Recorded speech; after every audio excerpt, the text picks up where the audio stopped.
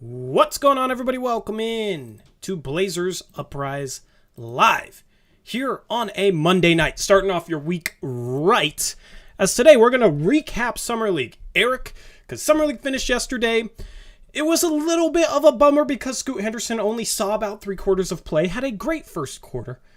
We already touched upon that. We streamed that game, but today we're going to recap kind of what we see going forward from specific members of this Blazers Summer League team, some things that we hope that they improve on between now and the start of the regular season in October, and we'll touch upon just basic Blazers stuff, maybe answer some of your guys' questions. But first, before we jump into things, thank you to BetOnline for sponsoring this edition of Blazers Uprise Live. Use the promo code BELIEVE, BLEAV, for a 50% reward bonus. You can get in on any action that you want. Football is starting soon. I don't recommend necessarily betting on preseason games, but the regular season starts in September. If you're crazy, you can bet on preseason games if you want to, if that's your thing. Bet on the Ravens to win in preseason. They always win. That's a tidbit I did not know. So, yeah, we'll see if Eric is... They had like a 20-plus game preseason win streak or something. That's wild. I don't know if it got snapped last year or not, but yeah, it was like 20-some games.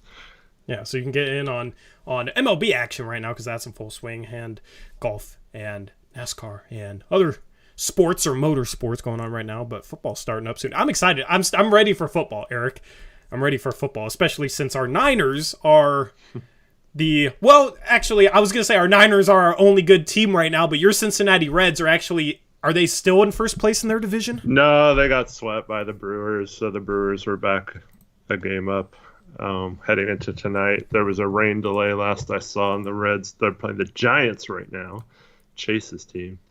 It got suspended today, so don't know if they won today or not. But yeah, they're a little behind. Yeah, well, my Mariners are going to try and hit 500 like 50 separate times this season. That's how mid they are. So, yeah, Niner season coming up soon. For some of you Seahawks fans, Seahawks will be interesting this year too. Maybe in the coming weeks, your baseball team will actually pull off an amazing trade and you'll get Shohei Ohtani, right? Yeah, that's the only thing that could be close to equivalent in regards to losing Dame. Losing Dame and getting Shohei, I don't want to lose Dame for anything, even if we were getting Giannis or anyone else, you guys know how I feel. I'm ride or die with Dame. Yeah. I was willing to be loyal to him back. Unfortunately, this franchise and organization wasn't really feeling that, but Ohtani would be absolutely amazing. So fingers crossed. I'm ready for him to get traded somewhere random like the Orioles or whatever. But we got lots of good young pitching, so we'll see. Yep. We can send that out in a deal. I don't know. Maybe. I'm assuming if a team wouldn't trade for him unless they had some sort of contract agreed to with him, so that would be huge to get him for, 10 years or so. Yeah, here's the problem with the Mariners ownership, though. They might be as cheap as Jody Allen. Yeah. So... But you'd pay one guy to do two things. Yeah, but you might have to pay him like two. If I'm his agent, I'm saying you're getting two guys in one, so pay him like two guys. Yeah, but you could justify it by Yeah, maybe. Tori, you better have ate today. Actually, yes, I've been eating these Sweetheart red grape tomatoes, and I've been eating these grapes, and I got fruit. I'm eating healthy this week, guys. I got sparkling water too. This is what improvement looks like, okay? You guys are used to me drinking a Del Taco soda thing and talking about how I'm getting Del Taco. No, I'm eating vegetables and fruits for the second day in a row. Right. We'll see how long it lasts. I might get burnt out very, very soon. Yeah. Murray loves grape-flavored grapes. I'm glad. Anyway, Eric. Chat, you guys are awesome. Good to catch you guys tonight. It's we didn't stream for the final 3 Summer League games. I didn't feel like streaming the last Summer League game with it being scrubs, and I was very glad I didn't, Eric, because that game was absolutely disgusting the second half. Sharp didn't play. It was nice to take, a little bit of time off. It feels like it's been 2 weeks since we streamed. A lot has happened in my life. A lot has happened in general. And I'm just ready to chill with you guys tonight. So, with that being said, anything you want to share? Let's just say I don't know. You guys will find out in due time. There's good things coming for the channel, and that's partly because there's good things coming in terms of sponsorship. Okay, let's just say that, and it will allow us to do more and make it, just it's better. It's better, but good sponsors I believe in. Some people will say hashtag sold out, but I actually like these sponsors, and it allows me to do more. It's a win-win. It's a win for us. It's a win for you guys. Hopefully it's a win for the sponsors too. So we got some good things coming up next season for that, and that's really exciting. And then also doing some graphic design as like kind of a side hustle too. So got a lot of fun stuff coming. Eric, how have you been, man? Oh, not too bad. Just chilling. Watched that horrendous game last night. Actually, we were winning at halftime, and then decided to score 26 points after halftime and give up 50-some. Yeah, it was funny. We had like 13 in the first 3 or 4 minutes, and then like couldn't score. Mm-hmm. God, I mean, what do you expect? It's Summer League, but man, Tori making Rom's thumbnails. I don't use arrows that often, Alvaro. That dude does not make a thumbnail without an arrow. Dude, I went for some reason. Not for some reason. I clicked on Romp's page the other day, and like the first 3 videos were all talking about different things, and the thing at the bottom all said, "This is scary" with an arrow. Yep. It's like, come up with a new phrase, my guy. Apparently it works. I mean, Gabe started doing the "this is scary," and I mean his views are popping off. But it's easy when you got a freaking super team. It's hard when you have what we have with this. Okay, now the good vibes are gone, because now I just want to rant about the Blazers again. Gabe says, hey, leave arrows out of it. Yeah, I need to do like a study. Okay, YouTube is supposed to have like A and B thumbnail testing come out at some point. They've been talking about it for a while, but basically you can have 2 different thumbnails show. I'd be curious to do the same exact thumbnails, but like add an arrow to one of them and see if that gets clicked on more. Or put "this is scary" at the bottom of one, and then a more generic tag, a more unique tag, and see if the "this is scary" gets more views. There actually will be a way to test that hopefully soon, and I'm very curious as a YouTuber, so yeah. Who knows, guys? You might start seeing "this is scary" on all of my thumbnails too. Every post-game thumbnail is just gonna have the 2 logos of the teams and "this is scary" on the bottom, because next season is gonna be kind of scary. Hopefully fun. We'll see. Anyway, I need to breathe. All right, Summer League. You want to talk about that? Get that out of the way, and then we can just kind of chill with chat. Yeah. Definitely disappointing that they sat sharp. It is understandable. I think I don't know if they would have played him if they made the playoffs or whatever. They barely missed the playoffs. Thanks Lottie for that lob in game 1. Freaking Lottie, man. But yeah, they just obviously did not have the best creators on the floor. Let's just put it that way. They didn't really have anyone that could to do much. Like DeVoe he was getting some shots up, but he's not really like a playmaking point guard. They just really he had a couple nice plays though. That behind the back to Baji. Yeah, that was nice. But other than a couple of plays, like I don't know, it just wasn't. They were really having trouble creating good offense, and I think. I mean, I'm hoping we'll hear news fairly soon, but the 2 guys they signed to Exhibit 10 contracts, Malachi Smith and blanking on Antoine Davis.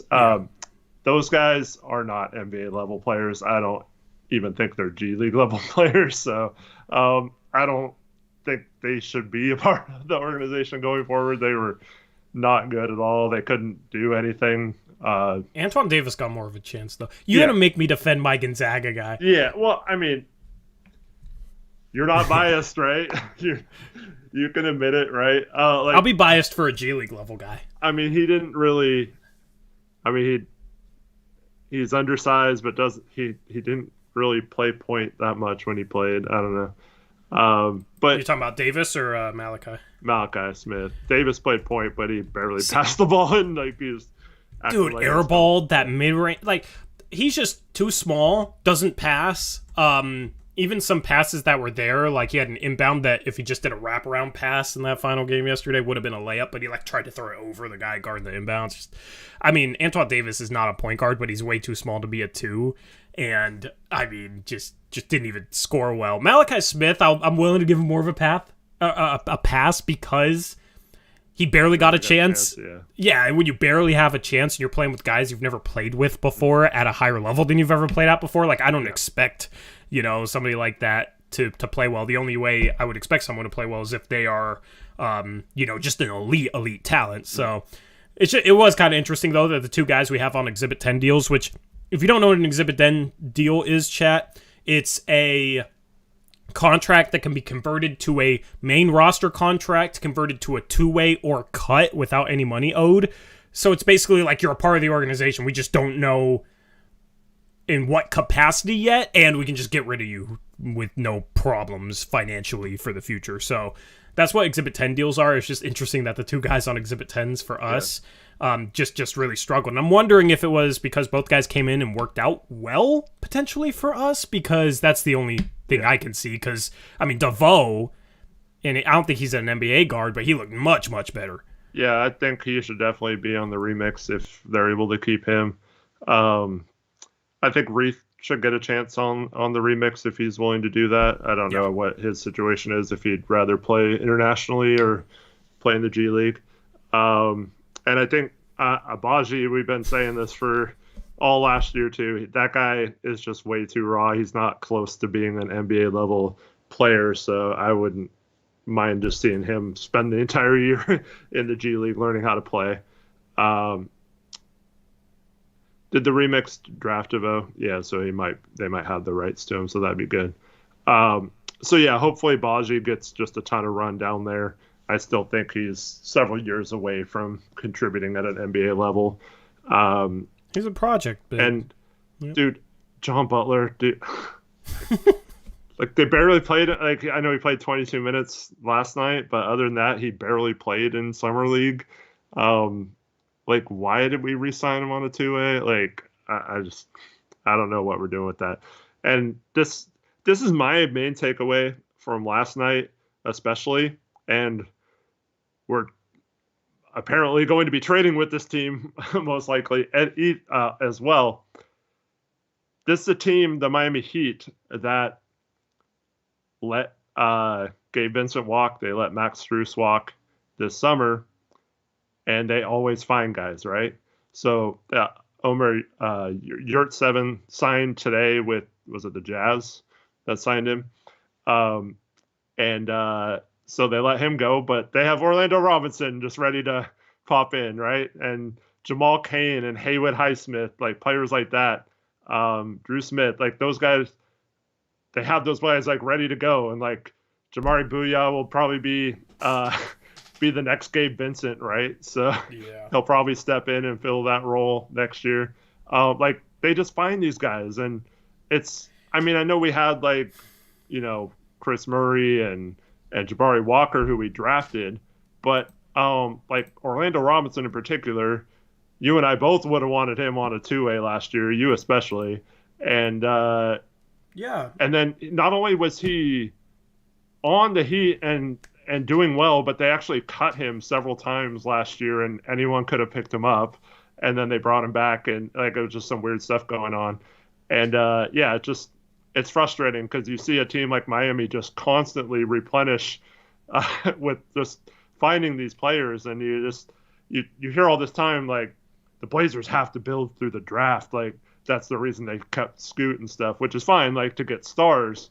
But ultimately, you have to find the right pieces around him and hit on stuff.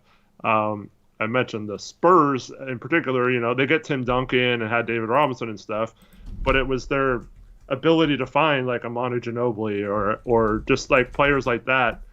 Bruce Bowen in free agency who steps up. Like players that just become better than they because of the system they're in, and you identify them as being good fits for your system. I don't even know what system we play. I don't know what we're trying to do or what we're trying to be or what Chauncey is. So I think that was one of my biggest takeaways from Summer League. It's just some teams are just so incredible.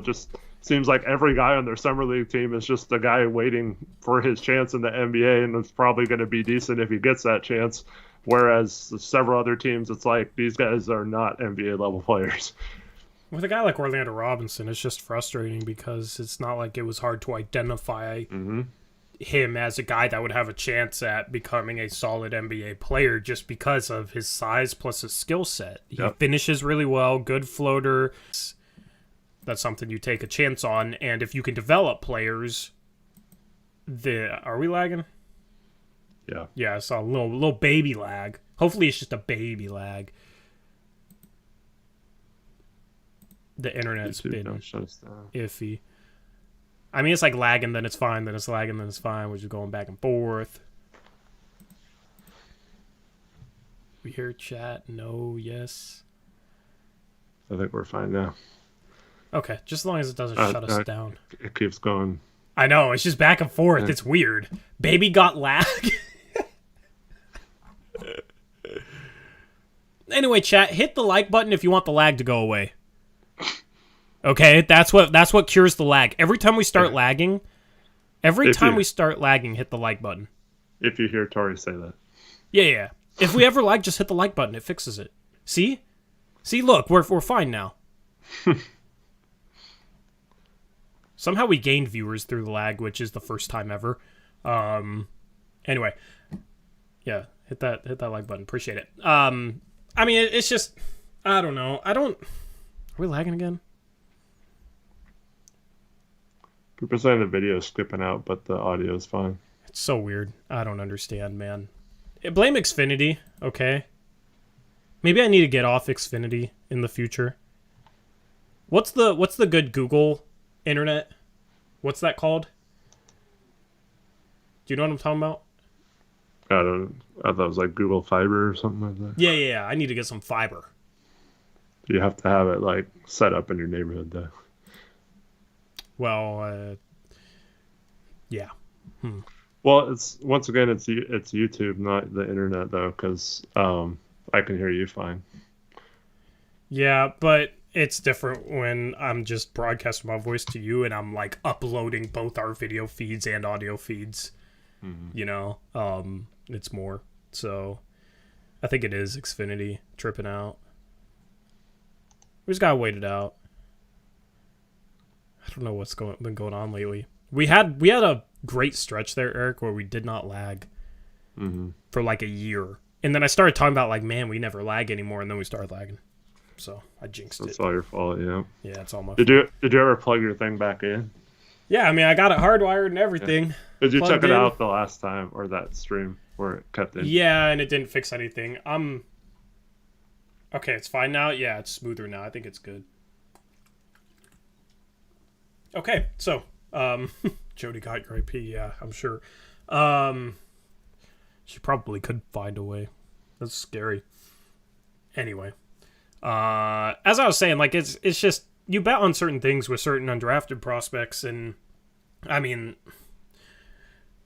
if we offered Orlando Robinson a two-way, he probably chooses Miami over us because for sure. A, it's Miami. B, they have a penchant for developing undrafted players. So, but sometimes you just gotta sign one of those guys on like a normal deal. I mean, I wouldn't have been against Jabari Walker on a two-way since we at least drafted him, right? And then Orlando Robinson on a main roster contract last year.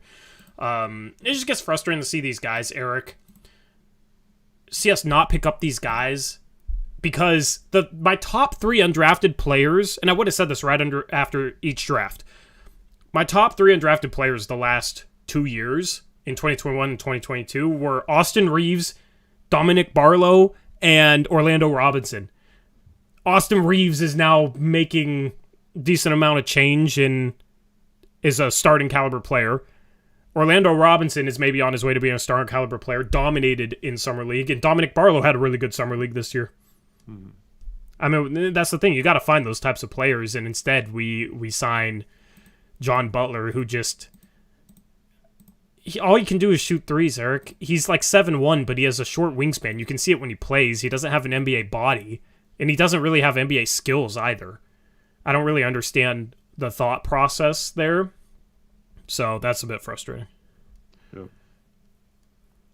Well, we had Olivier Sarr last year too. Like I would have rather had Orlando Robinson over him. Yeah. But with our big situation last year, um, like I guess Orlando could have seen that same thing there in Miami, but I mean, they had Dedmon at the time, I think, right? Um, for most of last year until they traded him, and then they still had year 7, but he was hurt, but they had Bam too. But like the Blazers he would have only had to beat out like Drew Eubanks for playing time, right? And Nurk is injured, but we didn't have a third string center at the time because that was even before Baji signed. So, yeah, like he could have easily gotten minutes at some point last year with the squad, and yeah, just yeah. I mean, I don't know what it is, if it's just that they're choosing elsewhere for the same two-way, which could be the case, but as we switch into like rebuild mode here, you have to find some of those guys, especially front court players. Like you can find guards anywhere, but the front court players, a defensive wing that becomes the next like Dorian Finney-Smith type, or a center like that becomes the next Hassan Whiteside type, or just someone like you got to find those type of players moving forward, and that's when you want to take flyers on all these guys. But instead we take flyers on players like Cam Reddish and Kevin Knox, who we know aren't really, they've already had their chance, right? Like they might break out and be okay, but like they're not going to, like Orlando Robinson still has a chance to be like a starting level big in this league. And those kind of players aren't like Cam Reddish isn't, like, even if he does well, he's still not going to be like a starting small forward or whatever. Yeah. So working around the fringes of the roster has been a complaint for a while. I mean, the only guy that was even a little bit of a success story, we cut him for nothing. And that was Watford. So I mean, like, that's the thing is GMs will get props for like drafting Scoot Henderson at 3, but every GM is drafting Scoot Henderson at 3, right? Like I'd be more willing to give a GM props for finding a diamond in the rough, because that is a lot harder. It's easy to just draft the best player available. It's hard to go out there and find an undrafted guy and then have the infrastructure in place to develop him into their potential. But those sort of moves don't get the hype because, who is Orlando Robinson compared to Scoot Henderson, right? Mm-hmm. Scoot Henderson is going to get all the attention. So, being able to find the next Giannis before he's Giannis, right? Being able to find the next Jokic before he's Jokic. Like, that type of stuff is I mean, those two teams won championships because of those two picks, neither of them in the lottery. That's also why the whole rebuild route I'm not enamored with, because yes, if you can draft at the top of the draft, it does increase your likelihood of getting a star, but in the end, good organizations find ways to replenish their rosters with far worse tools. They just find ways to get it done. Miami's one of those teams. Portland has always kind of struggled in that regard. So, you're putting a lot, too, if you can't do that, on the guys you draft at the top of the draft. You're putting a lot on Scoot. You're putting a lot on Sharp. If one of those guys doesn't pan out, I mean, it's a major problem going forward, unless we're hitting at the top of the draft. Like, unless we suck for the next 3 years, like, those guys have to pan out. And, that's the thing, is it's not a sure thing either way, and it's going to be a gamble in the end.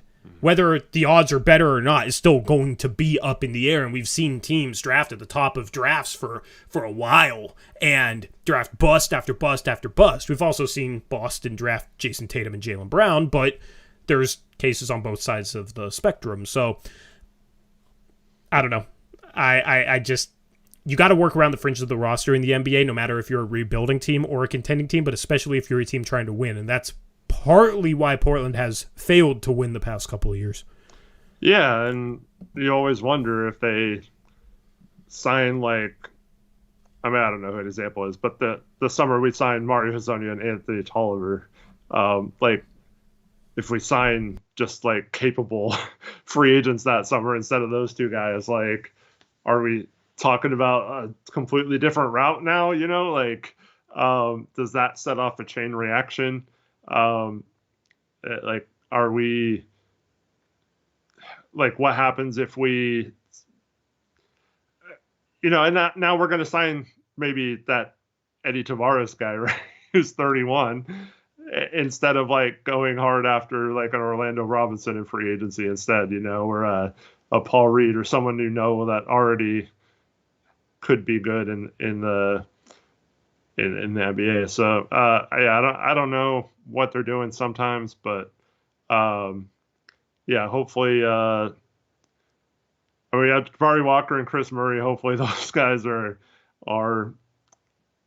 you know, starting level players eventually. But right now, it seems like more they're just like they're decent rotation players, but like towards the back end of your rotation, not like a starting level player. Yeah, and I'm gonna segue this into some more summer league recap. Like, I do have hope that Rupert might be one of those guys long term. Yeah. It's going to take patience with him. Mm-hmm.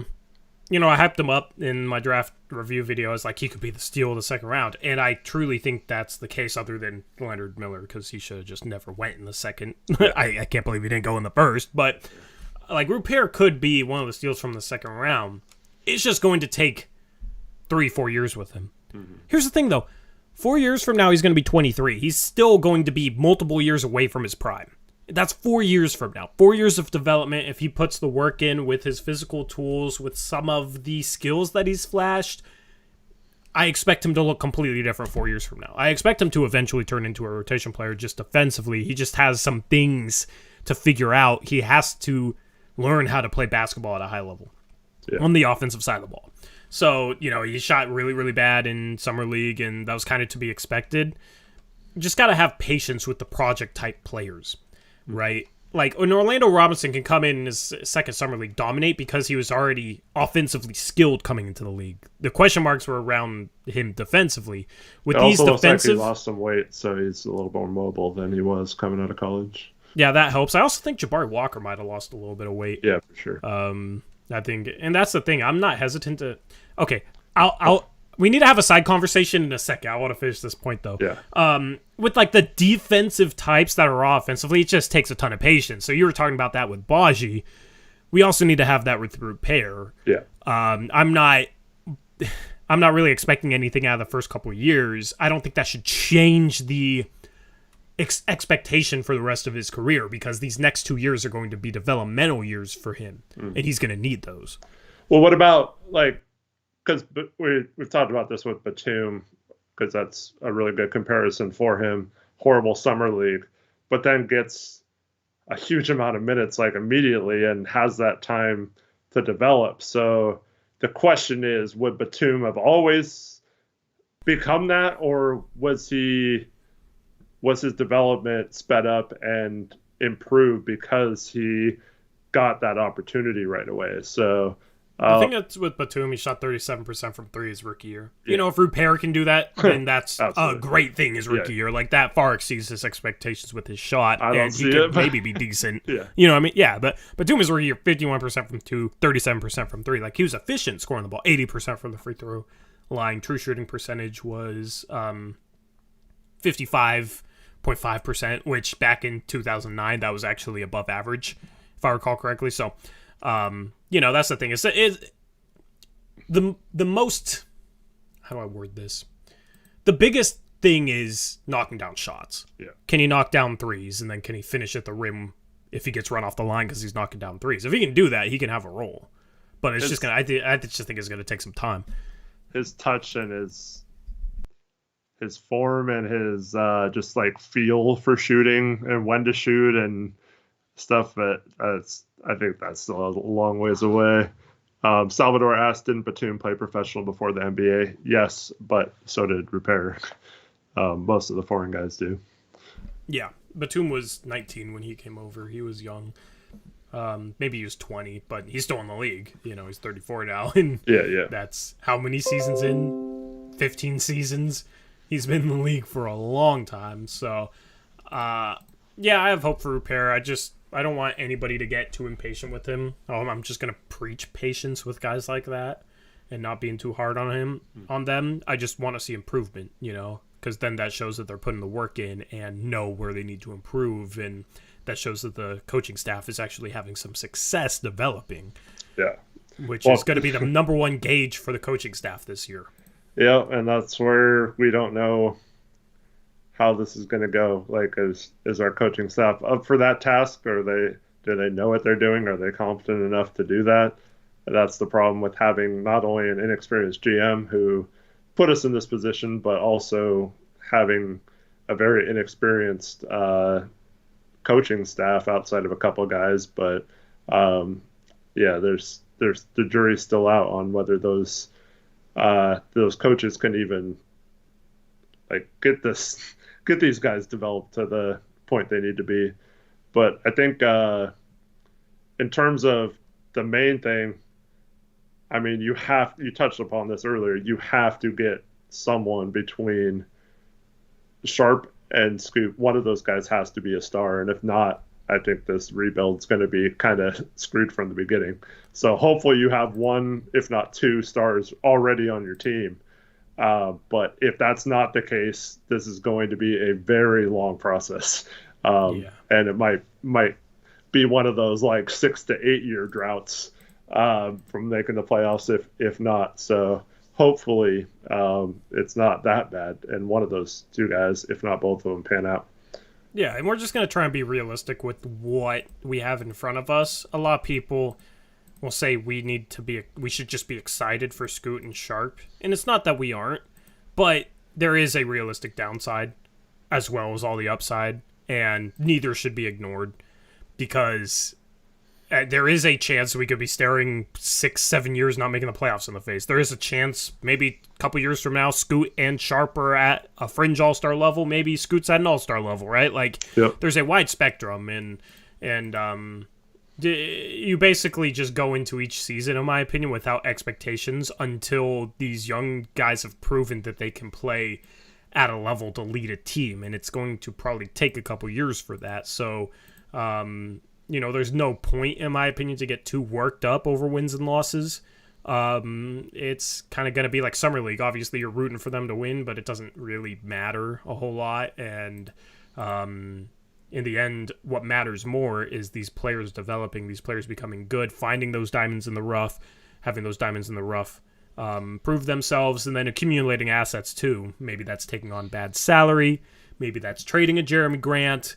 There's multiple ways you can do that. Get some in a Dame trade. Yeah, whatever we get in a Dame trade, that's the way things will be analyzed going forward. But anybody else you want to talk about and kind of recap for Summer League?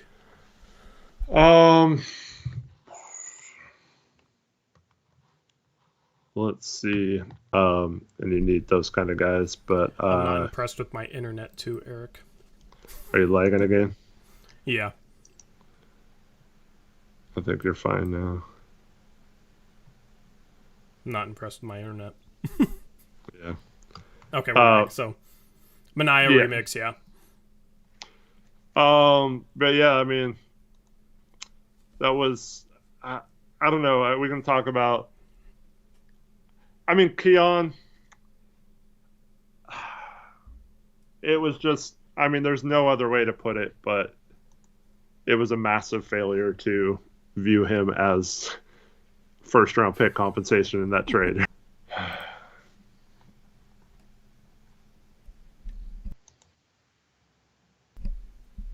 Yeah, it's just Xfinity. Are you back? Yeah, it's just Xfinity. I'm looking at an Xfinity outage or service map, and it's just very high outage rate, it seems like, over the past 16 hours. So. Yeah. But yeah, Keon, I know he's hurt and didn't really play, but he obviously does not have, I mean, I don't think we could we probably have to pay a second round pick to dump his salary at this point, like several other teams have had to do with players among his caliber. So, yeah, I mean, we still have a bunch of guards in front of him, even if we trade Dame. So, I don't really see how he's even going to get a shot, really. So, unless there's injuries again, like we talked about, but yeah, I still think valuing him over getting picks in that deal is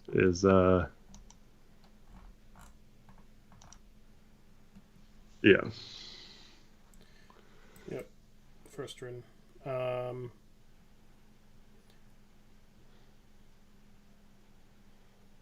Is there any news on the Tavares thing? No. Go back. Everything in terms of the Blazers is waiting on a Dame trade. They're just not going to do anything because apparently Cronin needs the roster spots, even though I don't know if he knows this, but in the summer you can have 21 guys now under contract. So, but he said that in his press conference that they couldn't add anyone right now because of roster spot limitations. So I don't know. Yeah, I mean, just chalk another one up for Cronin being questionable. I didn't even think about that. Yeah. Maybe he just probably doesn't want the dead money. Yeah, but I mean, whatever, but if you're sending out money, though, like not taking back more than you're sending out in a Dame trade, then you can also like cut guys like they did with DD last year and still be under the tax. So it's not a very big... Yeah. I just assume Jody's like, I have to pay this for a guy that isn't on the team. Yeah. Really? Or you again, just like with DD. Well, you're hurting my pocketbooks, Joe. Here's the other thing, though. Like right now, even without because the Spurs cut Lamar Stevens today. Yeah. And they had like 21 under guarantee contracts, plus they hadn't signed Sissoko or someone else. I forget what it was, Barlow or someone else. They hadn't even signed yet to the actual roster. They probably want to do that, so they have to cut like 5 or 6 guys possibly. But like teams like that will still take contracts for like a second round pick. So like you've got to make these other teams, that whether it's 3 or 4 teams, the other couple teams pay to take on those contracts to other teams too, and so you don't have to take them back. So I don't know what they're thinking in terms of that. But when you make the switch to being a rebuilding team, as long as you're not a tax team, I don't think you should worry about cutting guaranteed guys or not, because it doesn't really matter. A lot of the lower in salary teams have a lot of guaranteed guys that have to make cuts. Like OKC's had to do that, and they're going to have to do that again this year. Houston last year had like 18 guys guaranteed and had to cut some players. So there's all kinds of ways around that. So I don't get that at all. But I don't know if Tavares is just waiting to see if Nurk's part of a trade, and then maybe he'd be guaranteed more minutes or something. I don't know what the holdup is there. Yeah. Anyway, do you have any idea when a Dame trade might happen by chance? Or is it going to take months, maybe years, maybe a decade? I'll just say I would be absolutely shocked if we're talking about the start of training camp and Dame is still up in limbo on whether he's going to be reporting for camp or not, because we haven't traded him yet. I think it'll happen sooner rather than later. It sounds like the Harden trade is close to happening to the Clippers potentially. So I think once that goes away, I don't think the Heat necessarily want Harden, and Harden's not getting any crap for only saying he only wants to be traded to the Clippers, but that's another story. But he has less of a case too. Yeah, and also he forced his way to Brooklyn too, so it's just what stars do.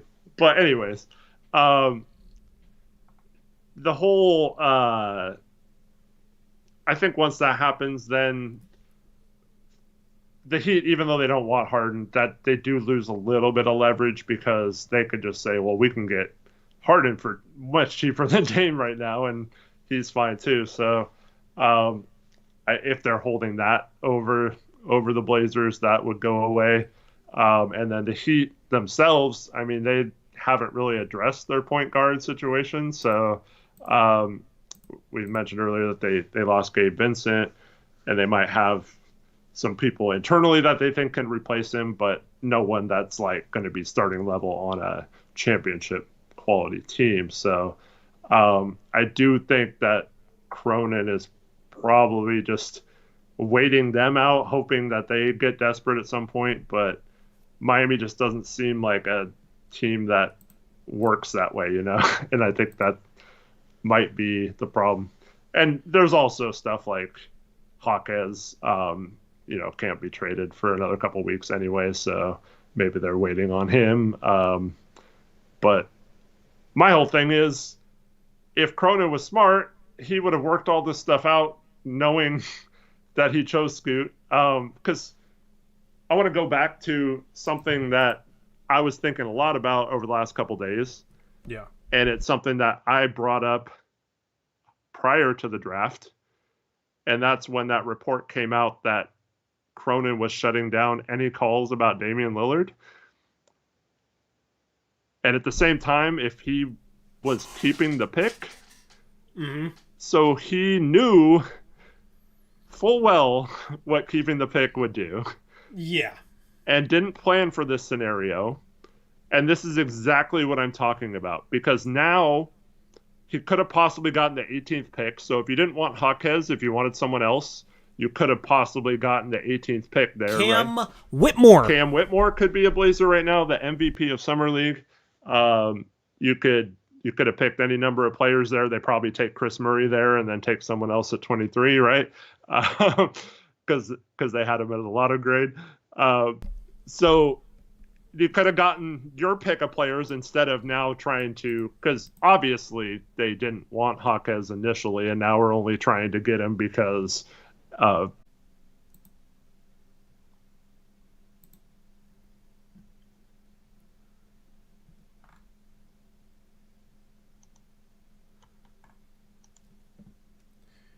Oh man.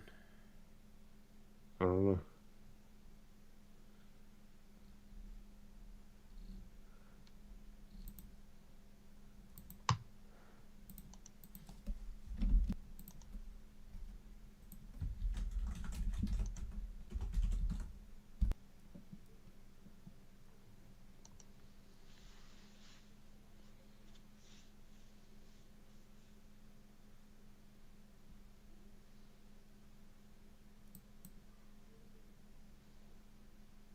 It says excellent connection now, but it is not excellent at all.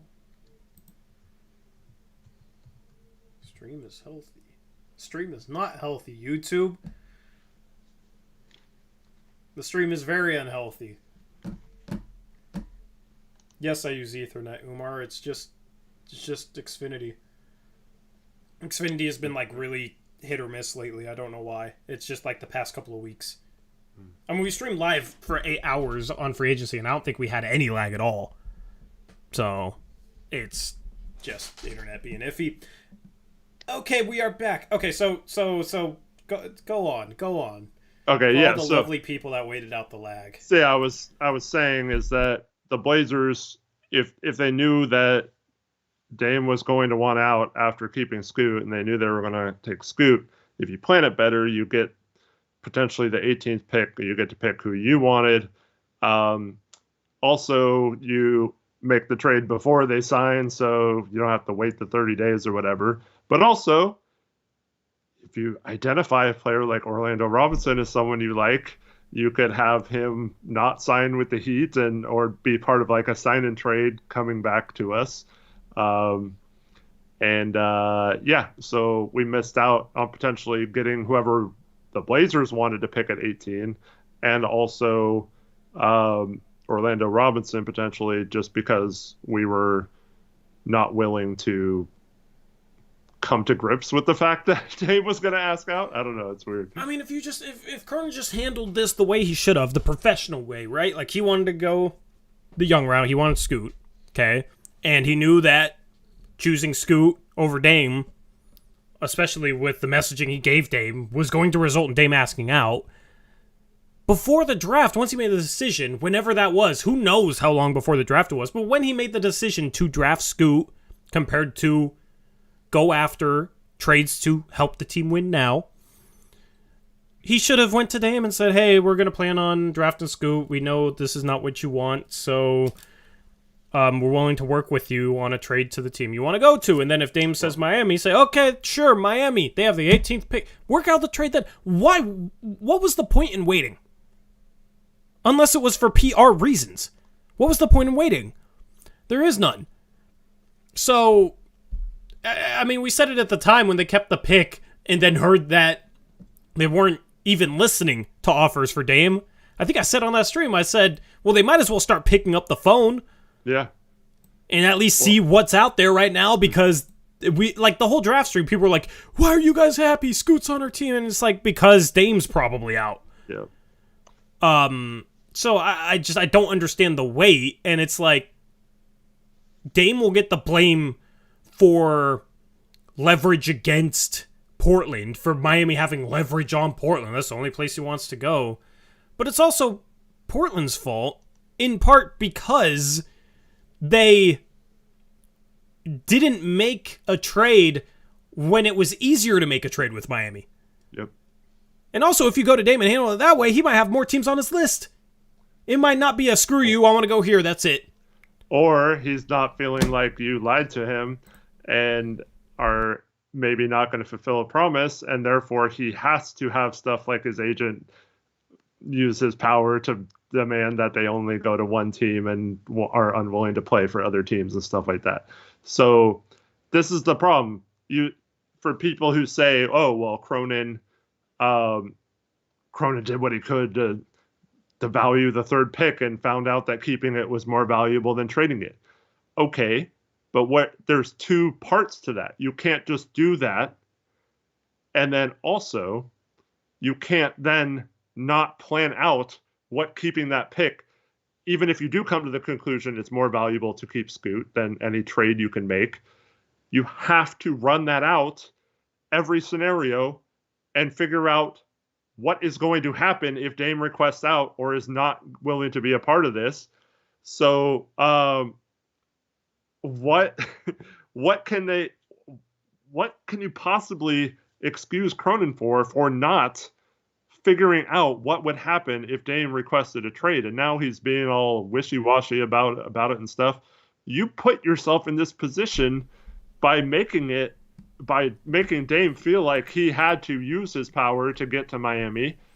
So the whole situation, like that, it's the same thing that I feel like as a fan. And I'm sure Dame probably feels the same way, is that if you're just upfront about it and just say okay, I know we promised you this, but we really, really like Scoot and we're like, we want to keep him. I realize it's going to make you mad. Whatever, does that mean you're going to ask out? And then if Dame says yes, or maybe, or whatever, you have to vet that out and find out what kind of deals are out there for Dame, to find out if it's worth, because the difference between trading Scoot for lesser value and losing Dame versus keeping Dame and getting a little less value in a Scoot trade, you have to compare those two. And Cronin's talked about stuff like that in the past when he's made trades. So it makes no sense to have the most important decision, maybe in franchise history, on the line and to not vet out what that decision would be the consequences of. And I don't understand how a GM with any sort of competence wouldn't have played that out multiple scenarios. I mean, we do that for hours on our stupid show, right? Like we play out all these scenarios. Fans do that all day. but that's literally his job, and he didn't figure that out beforehand or was shutting all that down. It's just, I don't know if it's ignorance or incompetence or what, but like it's got to be one of those two. Yep. And let me just say, your whole intel on this Dame thing, I'm most confident. Out of all the intel you've ever had, I'm most confident in what you've said on the Dame thing. And everything adds up. And people have questioned it. People have questioned, our stance on the whole Dame situation. I am fully confident that we have viewed this the correct way. Other people view it differently. That's completely fine. But I am confident in the way that we've viewed this and everything you've said about this situation. I mean, in the end, Cronin forced this route. Cronin lied to Dame. And Cronin didn't prepare himself for what was to come. He didn't do his due diligence. And also the way he handled it made his own job harder. Mm-hmm. Like, it's just the way he went about this whole situation, regardless of if you thought it was the right move or not to go young and draft Scoot and replace Dame with Scoot and get rid of Dame or whatever, regardless of all that, the way he went about it, I don't know if he could have gone about it in a worse way. Because he potentially motivated Dame just to try and force his way to one team with the way he went about this, the way he lied, the way he misled. And he waiting makes no sense when he absolutely should have known, because he and Dame had conversations. He should have known that drafting with a third pick was going to result in Dame asking out. So it's just really frustrating. Like, every step along the way from Cronin this year, in the year of 2023, has been a misstep. Every single step has been a misstep. I don't know what step regarding Dame has been the right step, has been the correct way to handle things. And, I mean, the only reason to wait, as we've said before, is to try and win the PR battle and make Dame look like the bad guy. And I absolutely believe that this organization is trying to make Dame look like the bad guy and is trying to win the PR battle that way. Yeah. Because that justifies the way they've handled it more than anything else. Yeah. And my read on the situation is that Dame, if he didn't have that lack of trust in the front office, would have never requested out publicly, and we would have just found out he was traded. Yep. With that tweet from Woj Sham saying, so-and-so Miami has traded for Damian Lillard or whatever. And so the fact that he can't trust the organization, and I know he unliked it and said it was a mistake, the tweet we talked about last Thursday, but that he knows he can't make a spiteful Jody right now. Yeah. Jody saying, like, going into Joe's office and saying, do not trade Dame to Miami no matter what happens, because he liked a tweet. That was very much something that could have possibly happened had he not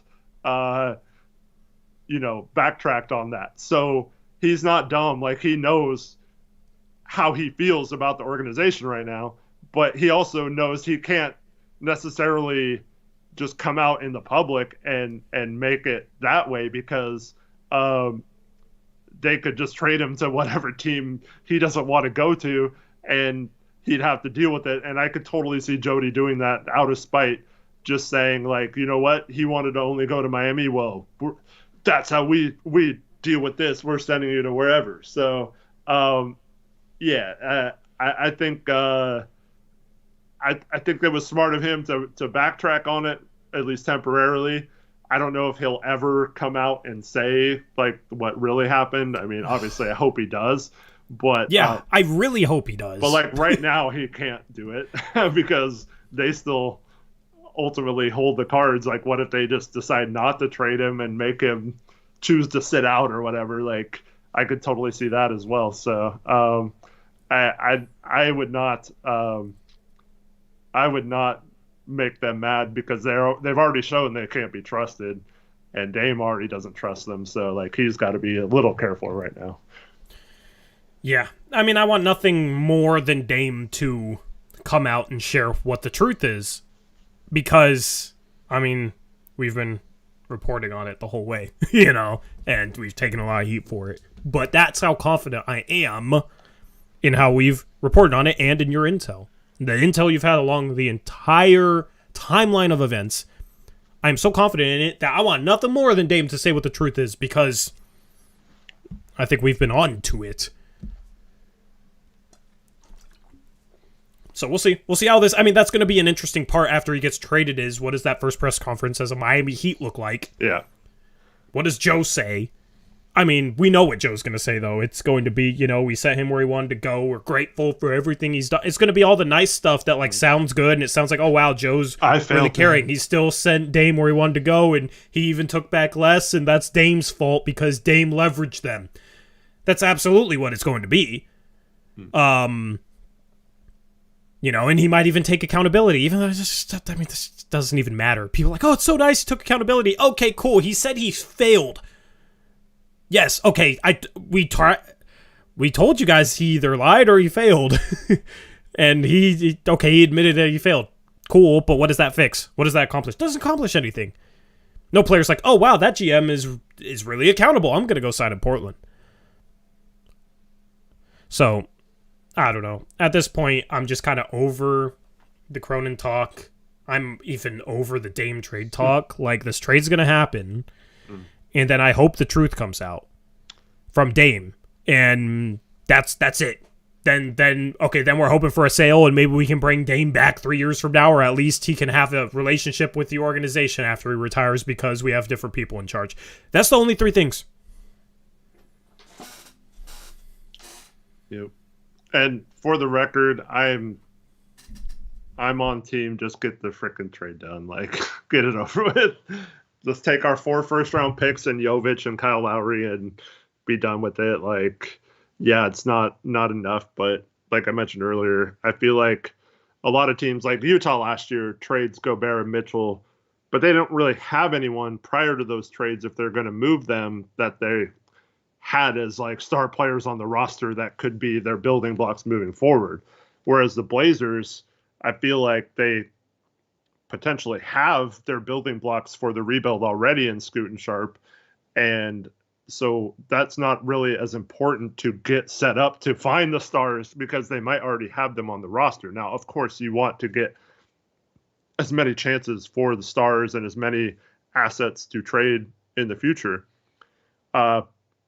But I think Scoot and Sharp's development, and that should be priority number one, not, is this 2024 or 2026 pick going to pan out? I don't think that really matters in the long run of the whole rebuild situation, or retooling, as Cronin would probably put it. Yep, absolutely. Yeah. We'll have more on the Dame situation in the future, obviously, once he gets traded and on future live streams. I mean, we've talked about it almost constantly for the past, 2 weeks? How long ago was his trade request? It was July 1st, yeah, so 16 days. So last 16 days, yeah. I mean, we'll see how long this drags out. There's really no reason it should drag out unless Miami is not offering what they should be, and at that point, I mean, if you're Cronin, I guess you gotta just demand more. But, he put himself in this spot with them. I absolutely fully believe that the Blazers being out-leveraged had a lot to do with how Cronin went about things. Mm-hmm. You don't want to believe that, that's fine, but I think Dame is well within his right to try and force his way to one team, given how horribly the franchise, in my opinion, screwed him over and lied to him. He doesn't owe the franchise anything. The franchise said they owed him the opportunity to win and then didn't try and pursue that. Joe Cronin said they were obligated to build a winner around Dame, talked about transparency constantly and how they wanted to go all in and this and that, and all those words were lies. All those words were false. Okay?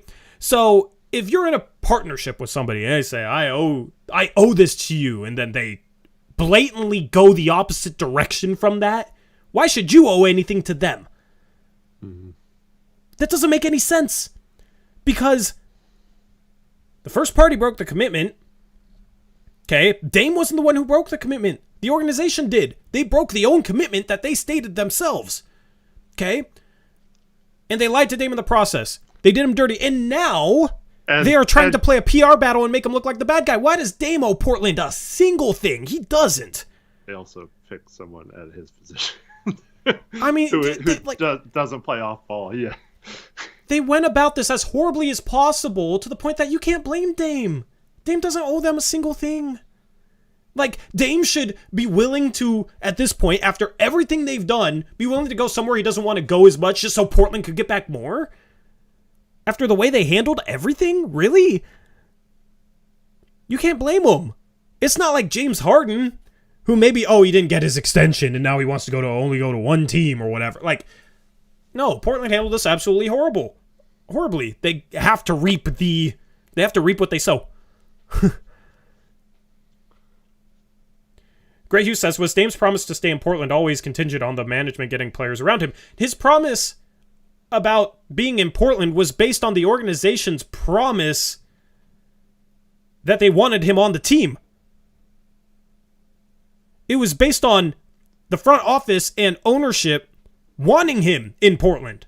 Doing whatever it takes. We owe it to Dame. Their actions showed that they don't want Dame in Portland. That's what their actions showed. So, yeah, if you're willing to stay loyal to your significant other, but then she breaks up with you, okay, well, I guess I'll move on and try and find something better. No, you're supposed to stay married to her, even though she's with another guy and banging them. You have to stay loyal to him if you're a loyal person. Gray Hughes says, yeah, so it comes down to Cronin saying something they couldn't live up to once we got the third pick. It comes down to things that you just don't know of, Gray, that hopefully you will. We've explained this to you many times. It's the third pick thing was the final straw in this whole argument, but several points along the way. And Cronin himself, on the trade deadline, when we all sat here talking about what horrible moves they made at the deadline this last year, on top of the horrible moves they made at the deadline the year before, but specifically the moves this year that made no sense, Cronin sat up there and said, I know you guys don't want to hear the word wait, but you're just going to have to trust us on this. That is an Olshey line. We all, not all of us, because I didn't, but a lot of you bought that crap. And just like he said that same thing, next time we're setting up assets, these 5 second round picks, blah, blah, blah. They were never trading the 5 second round picks. They didn't give a crap about 5 second round picks. It was just cheap. Second round picks don't cost anything. Wiseman cost $12 million next year. That's the only reason they valued 5 second round picks, because only one of them was conveying this last year, and they could pay him a minimum, and they didn't have to do anything else with the other seconds, and they could easily fool all the gullible people that second round picks had some sort of magical value. And then they couldn't even get value for the 23rd pick, let alone the third pick, after trying to push that 5 second round picks would somehow be magically valuable in this summer or in this offseason. It's freaking ridiculous how gullible people have been in this whole situation, and how they think we're the ones making stuff up and making up assumptions, when we are strictly going by what has been said publicly by both the organization and by Dame and all that stuff. So it doesn't make any sense for the Blazers to say all the things they did. Cronin had no reason to say they were going for it this summer. There's no reason to offer that information unless you are trying to fool people, and that's exactly what he did. Yeah. Yep. They were never trading the third pick. Even Brandon Sprague said they were never trading the third pick. Mm-hmm. Yeah. Okay? Even he said they were never trading the third pick. Now, maybe, I don't know, there's some context there I'm missing that's well, they just couldn't get a good trade. I mean, at this point, I don't know how else we have to explain that it's not just, Cronin said something, then tried, and then failed, and was hoping that Dame would still stay. because that's not really how it went down. And it's not all about being cheap either. Well, they aren't willing to go into the tax to build a that's winner. Part of it. That is part of it, yeah. But it's only part of it. It's only part of it. Cronin wanted Scoot. He wanted Scoot. Like, I missed this because we were live. Yeah. But I actually listened to a show from the Friday after the draft, and they played a audio clip of Woj from the draft, like at the end of the draft coverage. And he obviously he's had several statements from Joe Cronin since then, right? So he's obviously, I mean, we all know he was Olshe's mouthpiece for years, but he's obviously now has a connection with Joe Cronin. And in it said, Woj said something to the effect of the Blazers knew they were keeping this pick and wanted to add to their young talent and stuff like that. And that it made it seem like it didn't really matter if it was Scooter or Brandon Miller or whoever. Like, they were planning on keeping the pick, and that lines up with pretty much everything I've heard as well. Yep. Jody's cheap. Cronin wanted to go the young route and was very reckless, or just plain didn't care about the optics of that and just figured he'd do damage control. And they're actively trying to make Dame look like the bad guy. I mean, why would Cronin choose this route knowing what was going to happen based on what he told Dame beforehand, which is that they would trade the pick? Why would he then not be listening to offers for Dame after using the pick when Dame was very clear with him as to how things would go down if he didn't live up to that promise that he made to Dame? I mean, there's legitimately no reason to not start shopping Dame 2 weeks before the draft if that's when they made the decision to use the pick. Yeah. It's just, unless it's for PR purposes, unless it's, well, we don't want to be the team, like, we don't want it to be, oh, well, Portland is deciding to use the pick and, like, wants to get rid of Dame and trade him elsewhere because that would be bad PR. We want it to be like, well, we have to use the pick, but we want to keep Dame, but then Dame demands out. And it's not our fault because there's nothing better we could have done. Yep. And for all the people who don't agree with us, I just have this question. Okay. Hyken, Meringue, all those guys. The messaging for weeks prior to the draft was nothing's going to happen until the Blazers are on the clock. That's when the pick becomes most valuable. That's when they'll get the best offers. That's when they'll know exactly who's on the table, or who the pick is. That was brought up by pretty much every single person, was saying that the Blazers, if they trade the pick, it wouldn't be until they were on the clock. Like, we weren't going to see a trade like a week before the draft that they had already traded the pick, because they weren't, right? So that was the messaging from people who are close to Cronin and talk to him. And so those people were all saying that. And now we have Cronin on record saying that 2 days before the draft, he told Dame that it was unlikely they were going to trade the pick. And we have him on record basically saying that he shut down phone calls at the draft for both 3 and 23, as long as Chris Murray was still there. So how did he maximize value of the third pick, or know that for sure there wasn't going to be deals out there?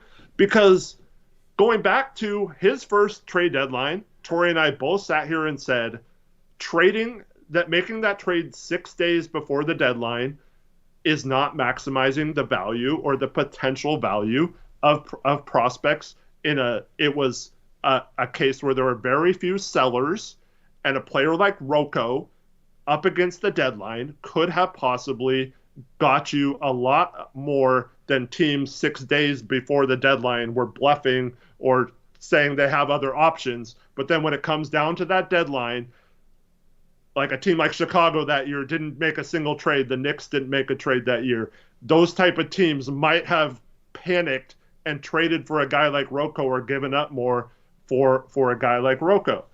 And then the CJ trade happens 3 days before the deadline, and they don't get very good, like they don't get good protections on that pick or whatever. If they call New Orleans bluff and they don't get another guard as good as CJ, they might have been able to milk a few more assets out of that deal. And then it goes back to the number 3 pick. If you're talking about a situation where you decided days before the draft that you were keeping the pick no matter what, and you weren't even listening to offers, you have no idea what teams would have been willing to give up once Scoot was on the board, and stuff like that. So, like, I don't want to hear that he did everything he could to maximize the value, because he's already admitted in all of those cases that he did not. Yeah, I mean, we just try and bring you guys the truth. Is really what it is. A lot of people speak on us and love to make up reasons why we say the things we do. Like, we love riling up the fan base because it gets views. Or, you know, we have a bias and a vendetta against Cronin. We want him to be the bad guy. Like, you guys have no clue how much BS I've had to read in the past month regarding our own intentions with the content we make. When I promise you guys, me and Eric just try and bring you guys the truth. And sometimes the truth can be fuzzy. And sometimes our interpretation of something that might be fuzzy might not be right, because we're not always going to be right. But Eric, with his intel, there's people that have insinuated that he's just making stuff up, which is just absolute BS, because Eric isn't the type of guy to do that. And I have to sit here and defend him against these dudes that try and make it out as if Eric is some guy just trying to say things and make things up for attention. Okay? Couldn't be further from the truth. Couldn't be further from the truth. And those of you who have paid attention to us, I feel like know that, but Eric just shares what he hears. And Eric's intel is, in my opinion, very, very accurate. About as accurate as you can get. Okay? But when you're dealing with professional sports organizations that try and control public perception and have people that will report certain things in their favor, right? Certain reporters, it looks very fuzzy. Okay? But Eric just tries to share what he hears because his intel's good. Okay? But that's also why I study the CBA. I want to be able to break down why certain moves are being made in regards to the CBA. I want to break down possibilities under the CBA for certain trades. Like, we honestly just try and bring you guys what the truth is.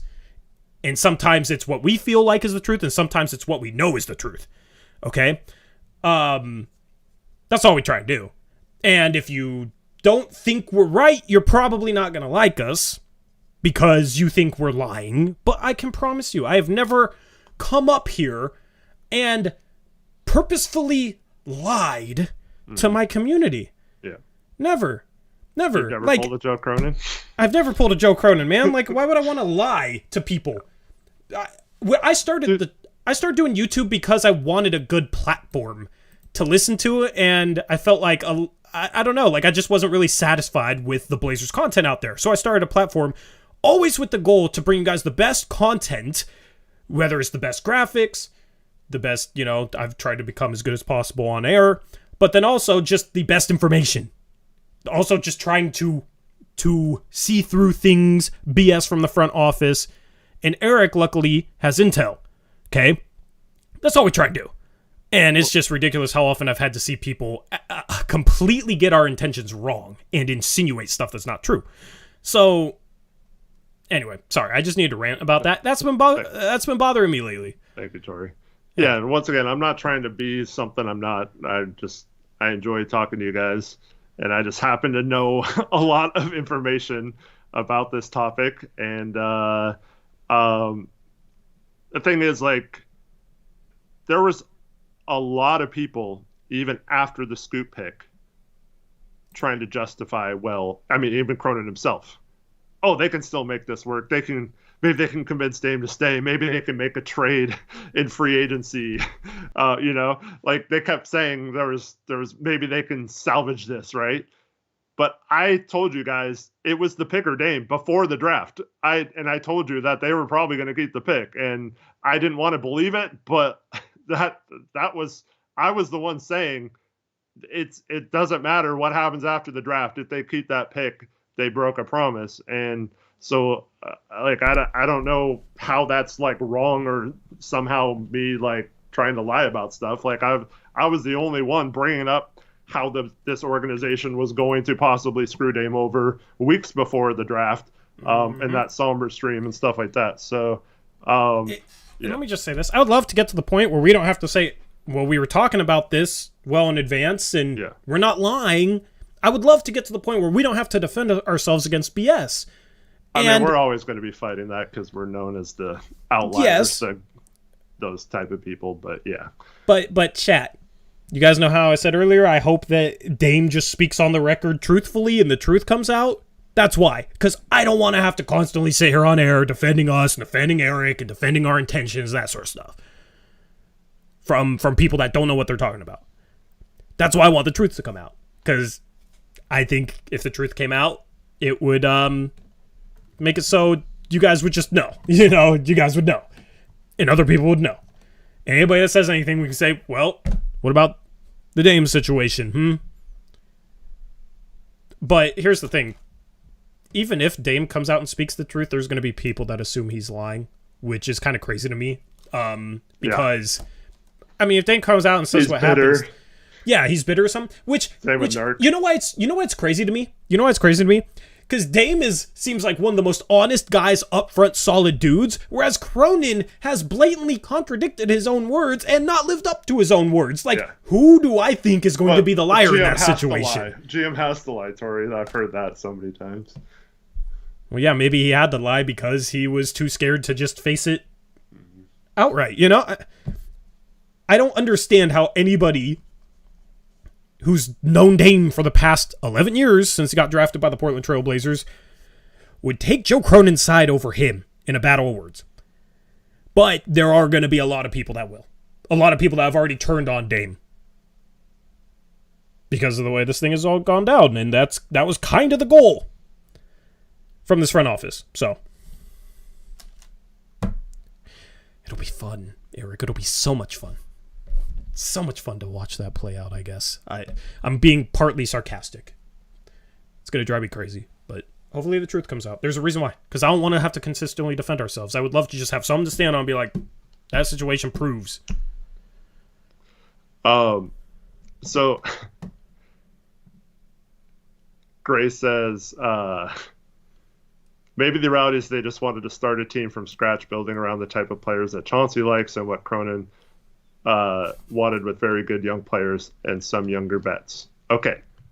Once again, you got, it's like you watch streams, you're in every stream saying the same thing, but you don't listen to what we say. So try to listen carefully, okay? When they chose Scoot Henderson, they chose that route. Yes, that is true.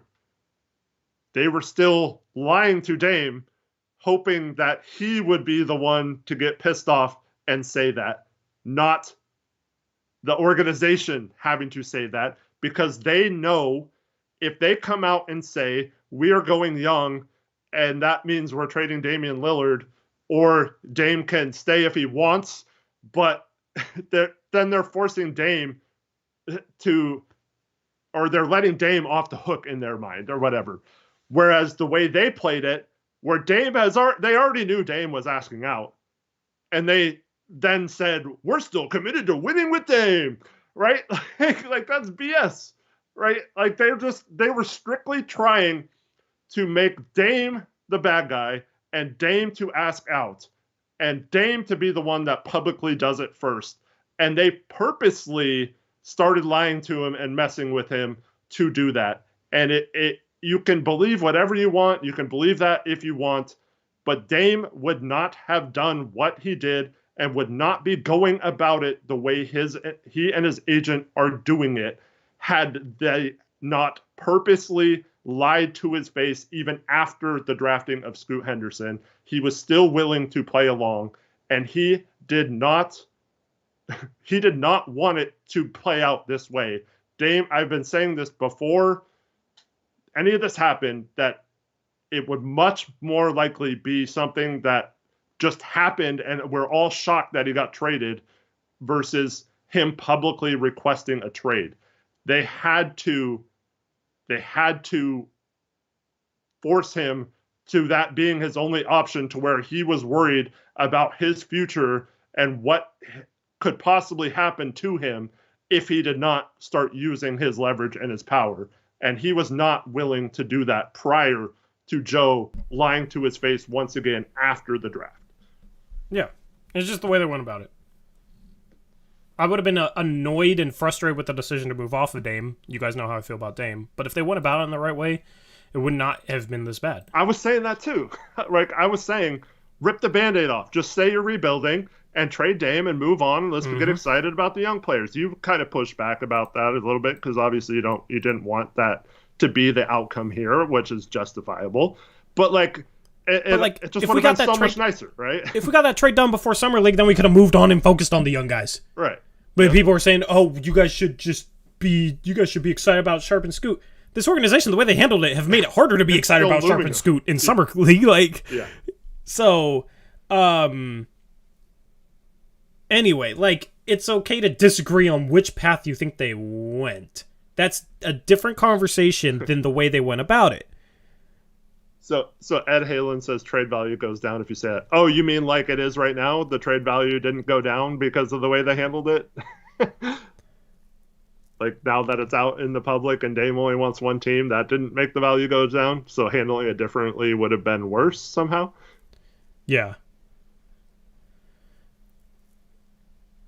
Gushers, you just don't know what happened, man. Let me just say that. If you're a Dame fan, but you're saying that, I question if you really were a Dame fan, but B, I think there's things you just don't know, man. Like, regarding this situation. I don't know how long you've been watching us, but Eric's tried to explain it every step of the way. Like, he was absolutely pushed to this point. He was misled to.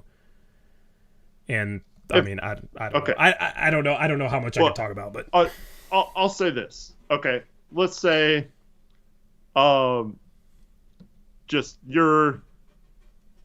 you trust someone, and